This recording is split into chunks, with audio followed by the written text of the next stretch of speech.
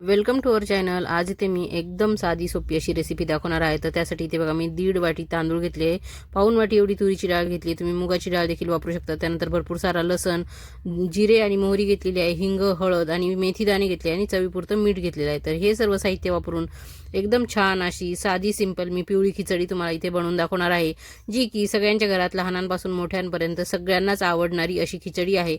तर इथे बघा मी तेल टाकून घेतलेलं आहे आणि कुकर गॅसवर चढवलेलं आहे। त्यानंतर तेल आपलं चांगल्या पद्धतीने तापल्यावर मी यामध्ये जिरे मोहरी टाकलेली आहे।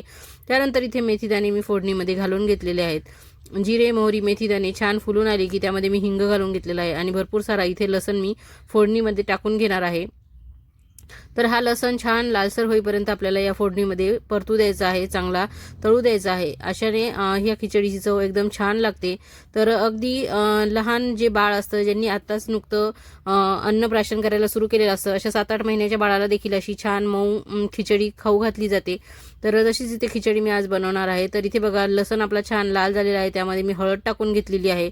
हळद देखील चांगल्या पद्धतीने या तेलामध्ये आपल्याला परतवून घ्यायची आहे आणि त्यानंतर इथे मी पाणी टाकून घेणार आहे या फोडणीमध्ये। तर खिचडी तुम्हाला किती मोकळी आणि किती आसट पाहिजे त्यानुसार तुम्ही पाण्याचं प्रमाण तुमच्या तांदळाच्या पद्धतीने किती पाणी लागतं त्यानुसार इथे पाणी टाकून घ्यायचं आहे।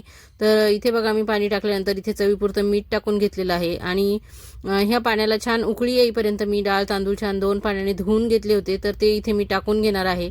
तर तुमच्या घरी देखील अशी साधी खिचडी आवडते का? आमच्याकडे तर बऱ्याचदा केली जाते। सर्वांनाच ही गरम गरम खिचडी आणि त्यावर छान साजूक तूप, त्यासोबत लोणचं, पापड हे सर्व साहित्य त्यांना खूप जास्त प्रमाणात आवडतात, त्यामुळे मी ही खिचडी वरचेवर करत असते। तर थंडीच्या दिवसात तर अशी खिचडी खूप छान लागते खायला। तर अशा पद्धतीने बघा कुकरचं झाकण लावल्यानंतर मी 2 ते 3 शिट्ट्या काढून घेतलेल्या आहेत आणि बघा मस्त किती छान वाफ येत आहे आणि कलर देखील किती सुंदर आलेला आहे या खिचडीचा। अगदी आपल्याला बरं नसेल, तब्येत ठीक नसेल, त्यावेळेस देखील आपण अशी ही साधी खिचडी करून खातो। तर अशी साधी खिचडी त्यासोबत लोणचं आणि पापड असल्यावर आपलं दुखणं कुठल्या कुठे पळून जातं आणि आपल्याला तोंडाला चव देखील येते।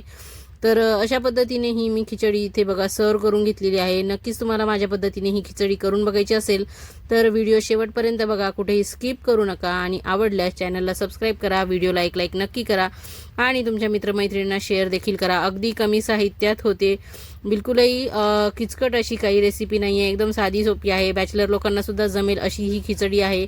तर एकदम सोप्या पद्धतीने केलेली आहे आणि एकदम छान लागते चवीला।